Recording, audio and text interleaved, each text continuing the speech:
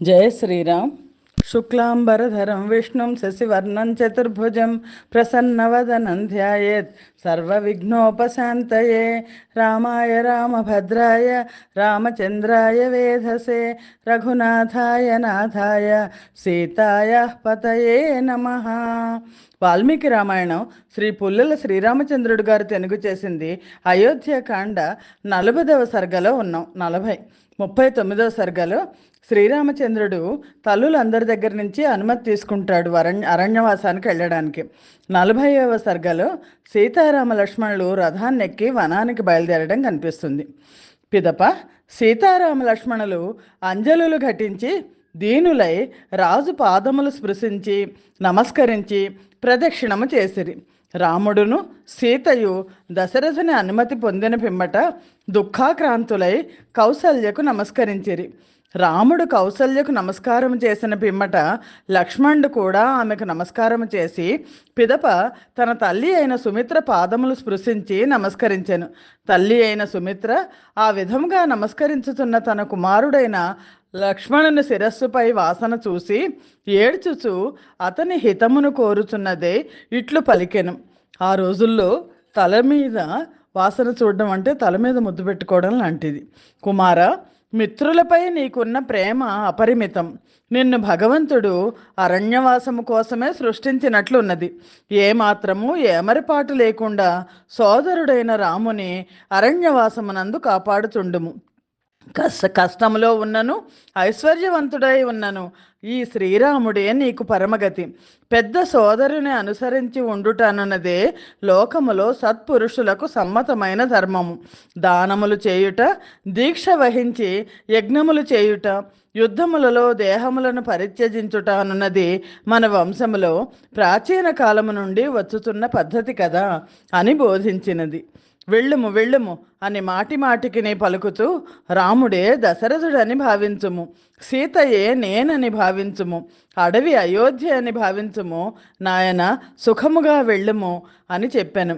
సుమిత్ర చాలా అందరిలోకి కూడా చాలా ఘనురాలని అనిపిస్తుంది.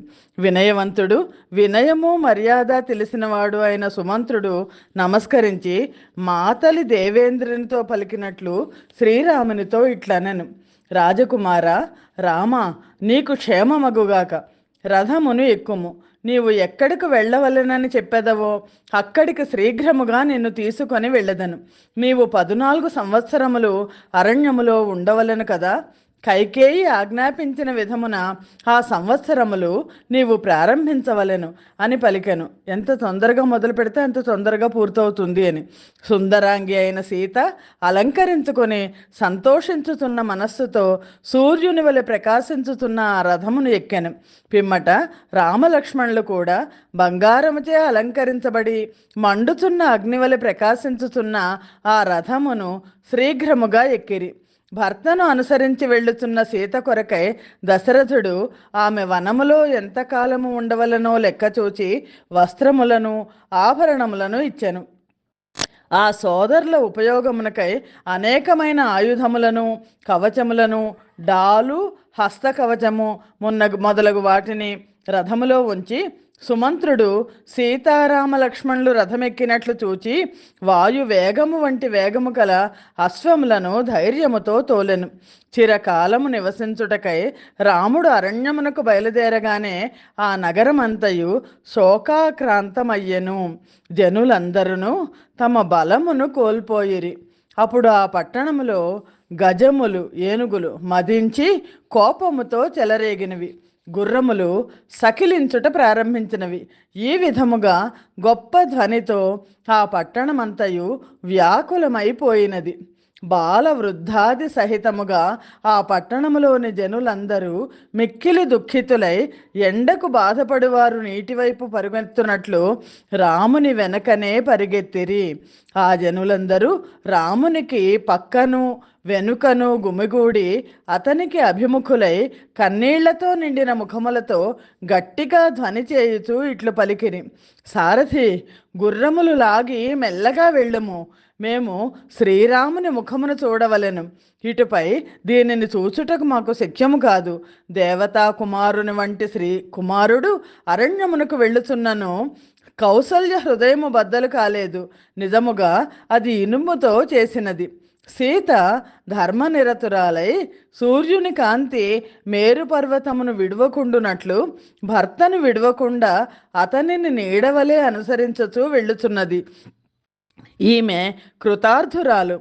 లక్ష్మణ, ప్రియమును పలుకువాడు దేవతాతుల్యుడు అయిన నీ సోదరునికి సర్వదా సేవ చేయుచున్నావు. నీవు ఎంత అదృష్టవంతుడవు. నీవు శ్రీరాముని అనుసరించి వెళ్ళుటయే గొప్ప సిద్ధి. ఇది ఏ గొప్ప అభివృద్ధి. ఇది ఏ స్వర్గ మార్గము. ఈ విధముగా పలుకుతూ ఇక్ష్వాకు వంశవర్ధనుడు, తమకు ప్రేమమాత్రుడు అయిన ప్రేమపాత్రుడు అయిన ఆ శ్రీరాముని అనుసరించి వెళ్ళుతున్న ఆ జనులు తమ కళ్ళ నుండి కార్చుచున్న కన్నీటిని నిలుపలేకపోయిరి. పిమ్మట దుఃఖించుచున్న మనస్సు గల దశరథుడు, ప్రియుడైన నా పుత్రుని చూచెదను అని పలుకుతూ దుఃఖార్తులైన స్త్రీలతో కలిసి గృహము నుండి బయటకు వచ్చెను. స్త్రీలందరూ ఎదుట బిగ్గరగా ఏడ్చుచుండగా ఆ ధ్వని మహాగజమును బంధించినప్పుడు ఏడ్చుతున్న ఆడ ఏనుగుల ధ్వని వలె అచట వినబడెను. దశరథుడు సహజమైన శోభ కలవాడైనను అప్పుడు గ్రహణ కాలమున రాహువుచే పీడించబడిన పూర్ణచంద్రుని వలె క్షీణించెను. శోభాయుక్తుడు, ఊహింపరాని ధైర్యము కలవాడు అయిన ఆ శ్రీరాముడు శీఘ్రముగా తోలుము అని సూతుని ఆదేశించెను.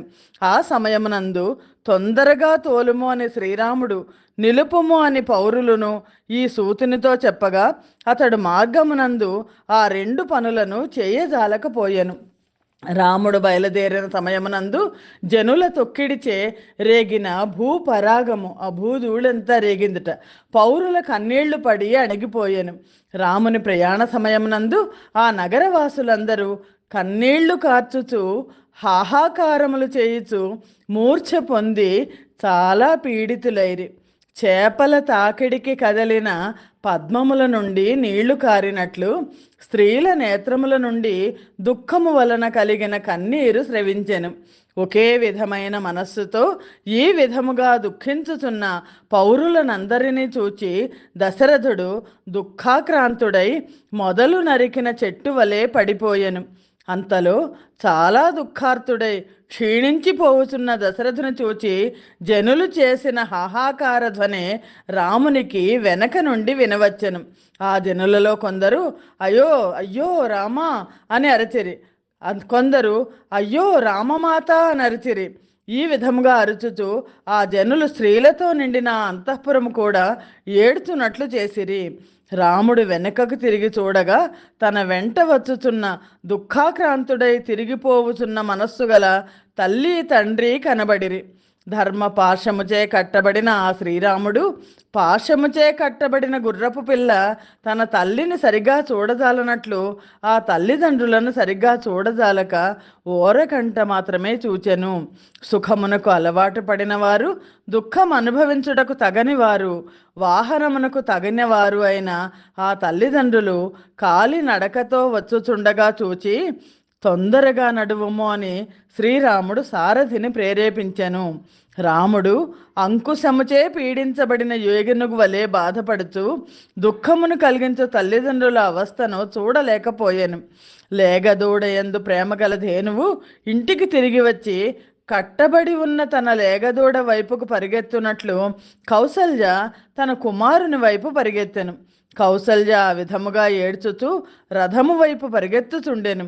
హా రామ, హా సీత, హా లక్ష్మణ అని అరుచుచు రామ లక్ష్మణ సీతలకై కన్నీరు కార్చుచు ఒళ్ళు తెలియక అటూ ఇటూ ఊగిపోవచ్చు నాట్యము చేయుచున్నట్లుండెను. హట్టి తల్లి అయిన కౌసల్య వైపు రాముడు మాటి మాటికిని చూచెను. ఆగుము ఆగుము అని దశరథ మహారాజు అరుచుతుండగా నడుపుము నడుపుము అని శ్రీరాముడు అనుచుండెను. అప్పుడు సుమంత్రుని మనస్సు రెండు చక్రముల మధ్య పడినట్లు సంకటములో పడెను. రథమును ఎందుకు ఆపలేదు అని రాజు నిన్ను తర్వాత నిందించినను నాకు వినబడలేదు అని చెప్పవచ్చును. వీరి దుఃఖమును చాలాసేపు చూచుటూ ఉండుట సహించరానిది అని శ్రీరాముడు సుమంత్రునితో చెప్పాను. సుమంత్రుడు రాముని మాట ప్రకారము చేయుచు కూడా వచ్చుచున్న ప్రజల అనుజ్ఞ తీసుకొని గుర్రములు పరిగెత్తుచున్నను ఇంకనూ శీఘ్రముగా పరిగెత్తునట్లు వాటిని తోలెను. దశరథుని జనులందరూ రామునకు ప్రదక్షిణ చేసి తిరిగి వెళ్ళిరి. కానీ వారి మనస్సులు మాత్రము వెనుకకు మరలలేదు, కన్నీళ్లు తగ్గలేదు. ఎవరు తిరిగి రావాలనని మనము కోరుకొందుమో వారిని చాలా దూరము సాగనంపకూడదు అని మంత్రులు దశరథ మహారాజుతో చెప్పిరి. దశరథుని శరీరమంతయు చెమట పట్టెను, రూపము వాడిపోయెను. ఈ విధముగా దీనుడై ఉన్న భార్యాసహితుడుగు అతడు సుగుణములతో కూడిన వారి మాట విని ఆ కుమారుని వైపే చూచుచు అచట నిలబడెను. శ్రీమద్ రామాయణమునందలి అయోధ్యాకాండలోని 40వ సర్గము సమాప్తము. స్వస్తి ప్రజాభ్య పరిపాలయంతాం న్యాయేన మార్గేణ మహిం మహిషాః గోబ్రాహ్మణేభ్య శుభమస్తు నిత్యం. లోకా సమస్తా సుఖినో భవంతు. సర్వం శ్రీరామార్పణమస్తు. జై శ్రీరామ్.